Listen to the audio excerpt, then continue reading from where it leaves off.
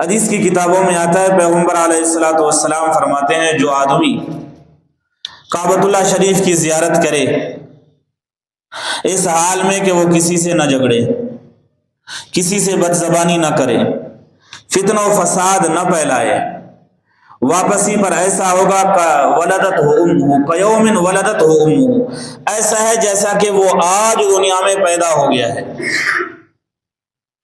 اس کا یہ مطلب نہیں ہے کہ وہ چھوٹا ہو گیا ہے، اس کا مطلب یہ ہے کہ جیسا کہ پہلے دن کے بچے پر کوئی گناہ نہیں ہوتا ہے، وہ حاجی واپسی پر ایسا ہی ہوتا ہے، گویا اس پر ایک گناہ بھی نہیں ہے، مگر حقوق العباد ادا کرنا لازمی ہے۔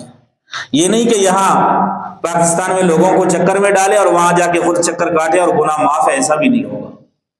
یہاں کے لوگوں کو چکر میں ڈالنے سے، کعبۃ اللہ کے گرد چکر کاٹنے سے یہ چکر معاف نہیں ہوگا۔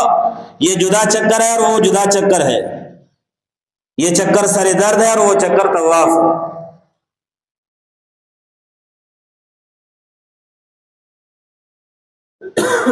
بالکل گناہ اس کے معاف ہو جائیں گے، تمام گناہ معاف ہو جائیں گے۔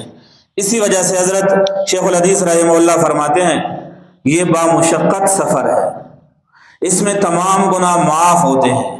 قیوم ولدتہ امہ، ایسا ہے جیسا کہ پہلا دن ہے اس کی پیدائش کا۔ اس وجہ سے اس سفر میں شیطان زیادہ کوشش کرتا ہے کہ ساتھی آپس میں لڑ پڑے، ناراض ہو جائیں، ایک دوسرے کی شکایت کرے۔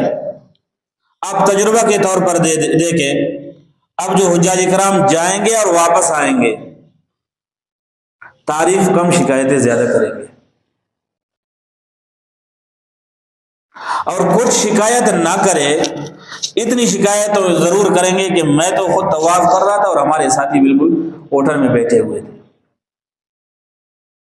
ان کو تو جماعت کا اہتمام بھی نہیں تھا۔ کیونکہ شیطان کہاں برداشت کرتا ہے کہ یہ ایسا ہو جیسا کہ بالکل اس نے گناہ نہیں کیا ہے، گناہ لازمی کراتا ہے۔